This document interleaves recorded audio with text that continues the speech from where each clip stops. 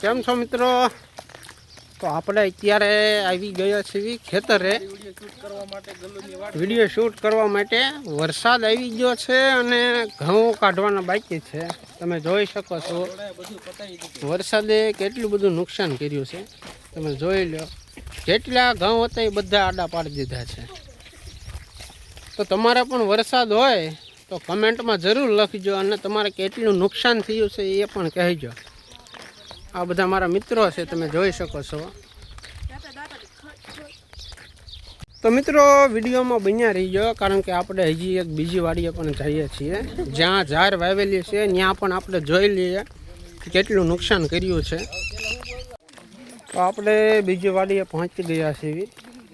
તમે જોઈ શકો છો કેટલું બધું વરસાદે નુકસાન કર્યું છે. જોઈ લો જેટલી ઝાર હતી એ બધી આડી પાડી દીધી છે. જોઈ લો.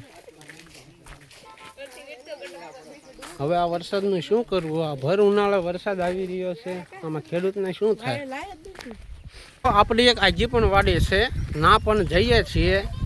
થોડીક આજી છે એટલે ત્યાં જઈને જ તમને બતાવું કે કેટલું મારે વાડીમાં નુકસાન થયું છે.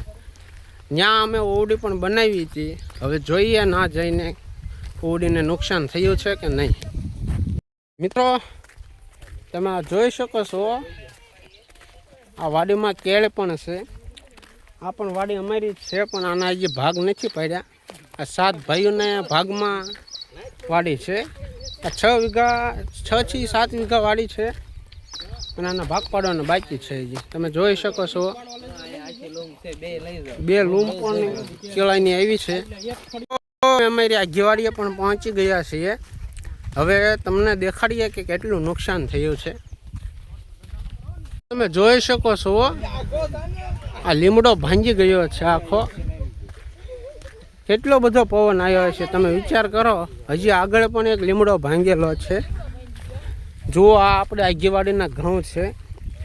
આ ઘઉંમાં એટલું બધું નુકસાન નથી થયું, ઊભા જ છે ઘઉં. પણ ઓલી વાડી આપણે ઘઉં આડા પડી ગયા છે. અને અહીંયા આપણી ઓહો મિત્રો તમે જોઈ શકો છો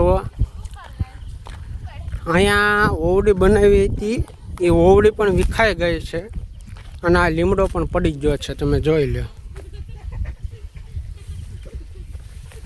તમે જોઈ શકો છો હજુ જે ડાળ એક ભાંગીને પડી છે ને ઓવડી માથે જ આવી છે.